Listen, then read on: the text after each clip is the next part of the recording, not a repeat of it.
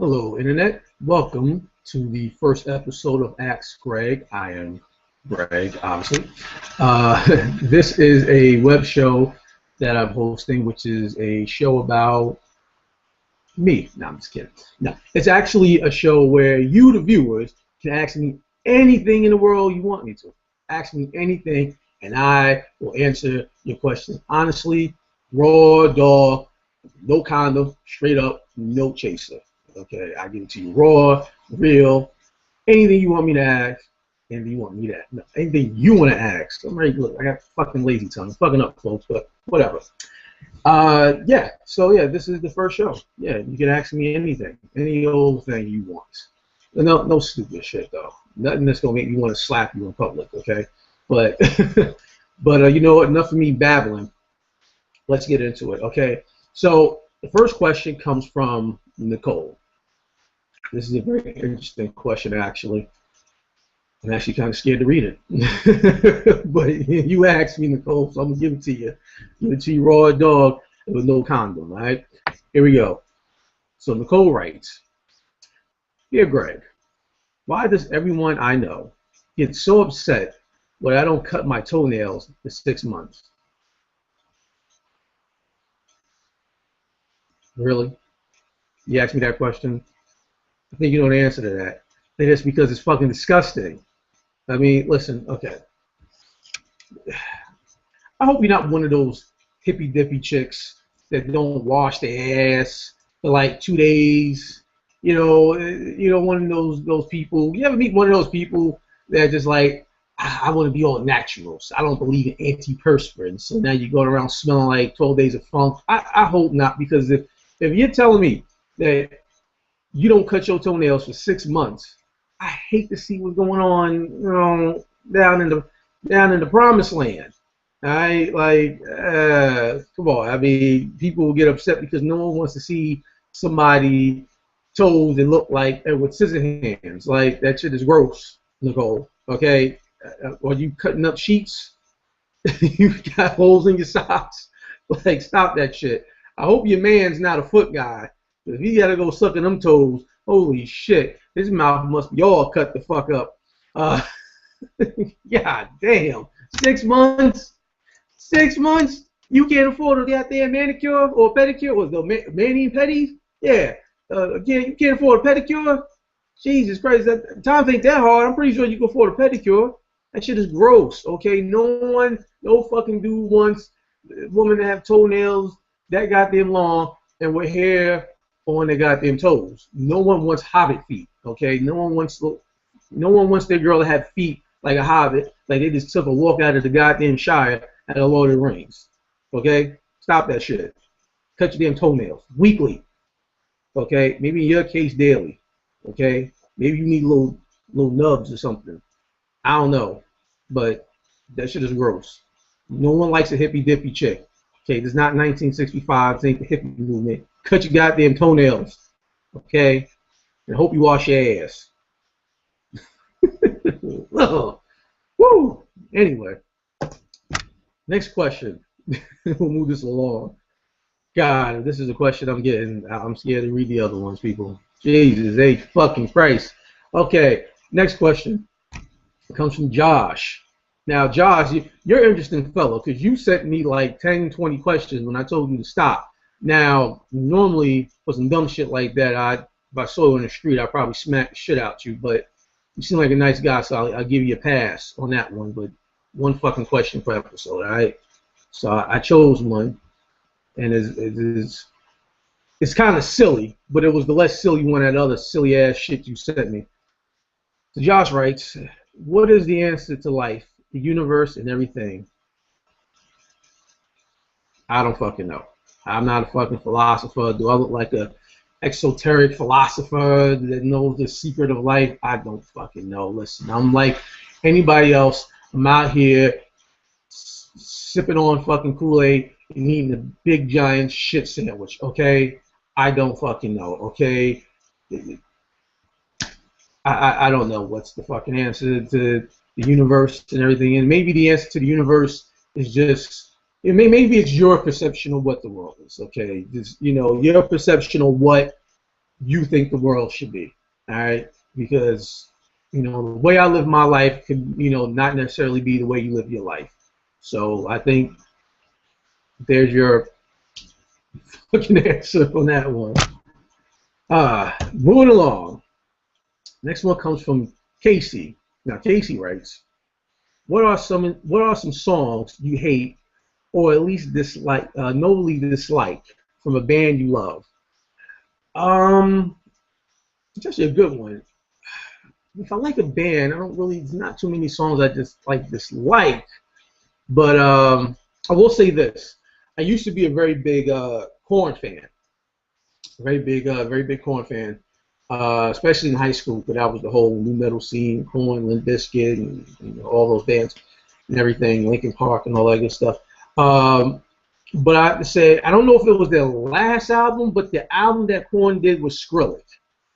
I did not like that album. Okay, listen, teach his own if you're into dubstep. I'm not a big fan of dubstep, but I don't think dubstep and metal should be a married couple. That's a very, I don't know, that's a very odd combination. It's kind of like if you popped a Molly and then shot up heroin, or better still, you popped a Molly and sniffed some coke.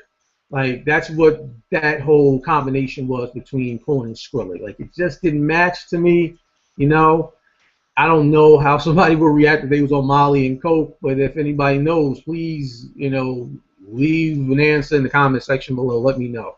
Actually, don't, because if you fucking OD, I don't want to be responsible that you did that dumbass, silly ass, retarded ass shit. But I'm gonna go with that. I wasn't a fan of Korn's last album. The album they did with Skrillex, that was, I don't know what kind of experimentation bullshit they was on, but I guess that's what they wanted. So hey, whatever, teach his own. Next question, and this is the last question. And I'm going to go in depth with this one because it's actually a pretty serious question.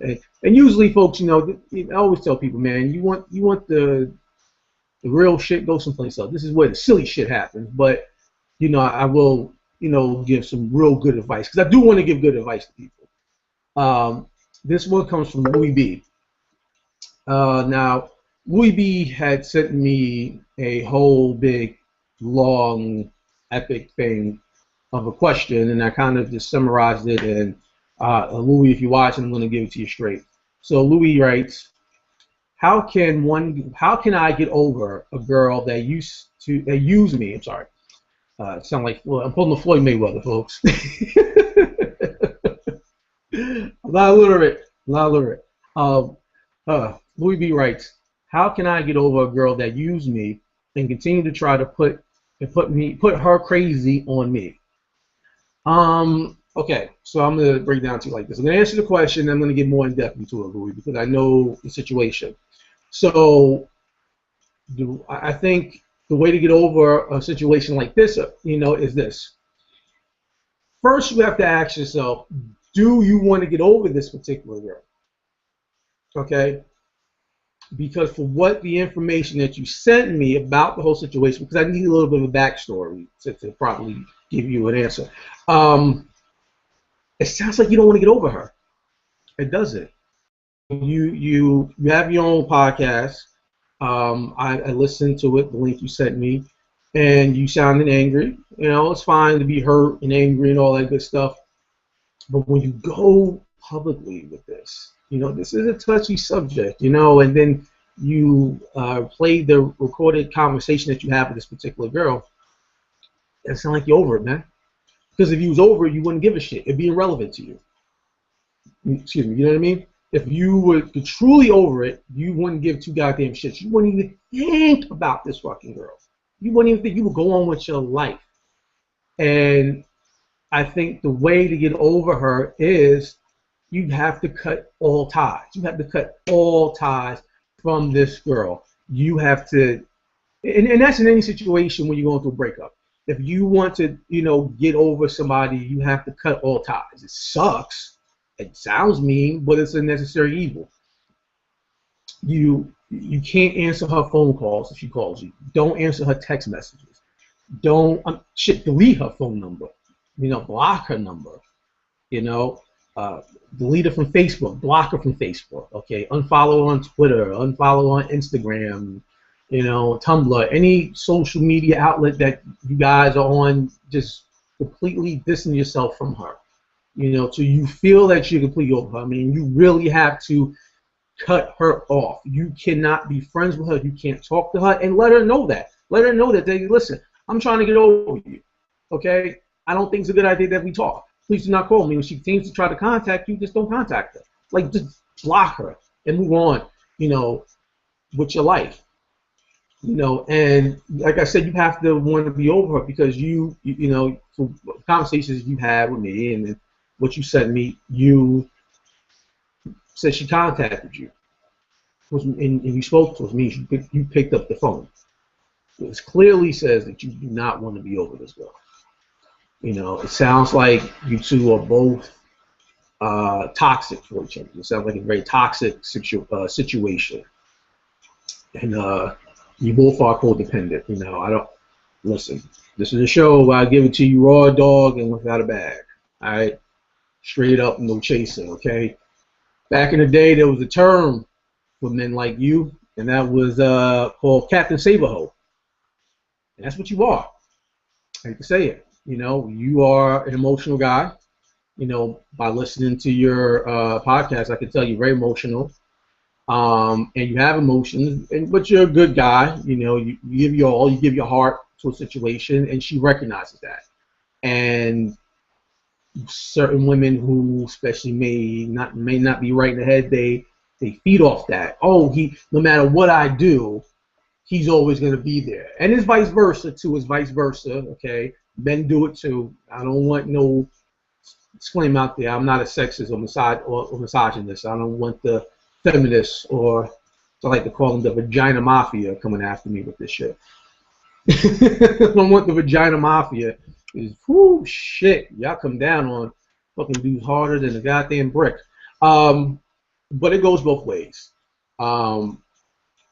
You know, she could be an emotional vampire, but if you allow her to do that to you, then you're just as fault. Okay, you have the power to not want to be involved with this particular person. Like I said, I think both of you are toxic for each other, and I think you shouldn't even have a friendship. You just go your way, and she goes her way. Period. Cut her the fuck off, as she should cut you off. You guys just shouldn't even talk to each other. You know, you should just go on, you know, with your life. And like I said, if you truly want to get over it, because you might like the bullshit.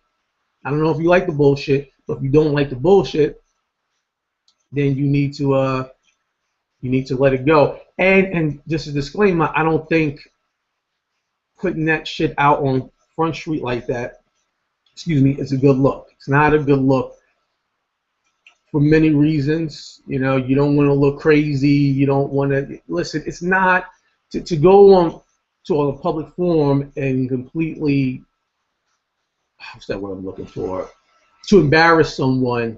It's not the way to go. I understand you're hurt, but you got to be the bigger man in this situation. And I know you're a man, you're a grown man, and grown men don't handle situations like this. This is not the way a true man handles this. True man handles this properly by walking the fuck away. True man does not go on record and does shows and say, well, this bitch did this to me, and she's a bitch, and it's fucking cunt, this, that. No, that's what fucking little teenage troll boys do on the fucking internet, okay? You are a man, Louis, okay? Be a fucking man and walk away, you know, from this shit like a man. Go on with your life. Go out and date. You know what I mean? Let me tell you something. You know, my father told me something that really changed my life. You know, I was around 19 years old, and I dealt my first heartbreak. Okay, every guy goes through that. I don't know how much of a play he claims he is. Every man goes through a heartbreak. And I went to my first heartbreak, and my father sat me down. He said, son, I'm going to tell you something my daddy told me. There's too much pussy in this world to be tripping over one. And I'm going to say it again so it sinks in your fucking brain, okay? There's too much pussy in this world to be tripping over one, okay? You, my friend, live in one of the greatest cities in the world, Louis. There are beautiful women, hundreds of thousands of beautiful women where you live at, man. Go out and have fun. Meet other women. Matter of fact, work on yourself. It sounds like you have a lot of things you need to work on yourself with. Okay? Work on being a better you before you get in any other relationship. Okay? And then in the meantime, between time, date. You know, don't get none sick, just date. You know what I mean? Get out there. You know, I'm gonna break it down to you like this. Now, when you were dealing with this girl, you should have had 5 other girls on standby. Now I'm gonna break it down to you like this. What I'm talking about. There's an old pimp. Okay, it's the pimp mentality. So listen up. An old pimp, famous pimp, probably one of the most famous pimp of all. Okay, I don't know if he's still alive, but I think he is. One of the oldest pimps around, retired. Goes by the name of Fillmore Slim, out of San Francisco. It's a legend. I was watching a documentary on him. He was in it was called American Pimp. And I'm paraphrasing this, but there was a story where Fillmore Slim was at the height of his career and pimped him. And he's in a bar area. And he has 5 women. And 5 of his hookers with him. Now, another pimp came along and took 5 of his women. Another pimp comes to him and goes, "Oh man, that guy just took 5 of your women. What are you gonna do?" Didn't even break a sweat. Fillmore Slim said, "Shit, that was my B team. That was the bench team. I got my A team coming." And the A team came in. The more stories is that's a pimp mentality. Not saying go be a pimp, but have that pimp mentality, okay? You should always have somebody else on standby, just so you can get over the next one. So when one goes away, you have another person to promote, okay? And keep that in mind, okay? Okay, so if this girl's giving you a headache, move the fuck on, okay? You got somebody else that's willing to get promoted and take a spot. Okay, Louis? So I hope I answered your question. I hope that, you know, you can get over this particular girl. But yeah, cut her the fuck off. Don't acknowledge her. Just stay the fuck away. And if you don't, that's on you. You're only to blame. Okay? So I hope that helps. That is all the questions that I have. Folks, if you're watching, if you have any questions, please leave in the comment section below, and I will get to it in the next episode. And sorry, got a little sidetracked. I thought somebody sent me a question. Okay, making sure. But yeah, if you have any questions for me to ask, and you can ask me anything. Okay, please leave in the questions in the comment section below, or you can even email me at superdynamocomedy@gmail.com. Also follow me on Instagram at Gregory Hall 5000. You can send me questions there. You can follow me on Twitter at Gregory Hall 5000. And for a lot of you viewers that don't know, I am a comedian, I'm a stand-up comic, and I do perform. So if you are in the tri-state area this weekend, this Friday, September 12th, I will be performing at a comedy showcase, Sophia Nurse and Friends at Broadway Comedy Club on West 53rd Street in Manhattan. So if you're in the tri-state area, come down, have a laugh, have a drink, come meet me, I'll hang out with you. I will buy you a drink, but I sure as hell will drink with you.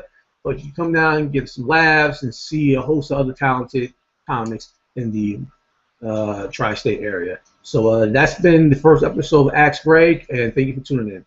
Peace.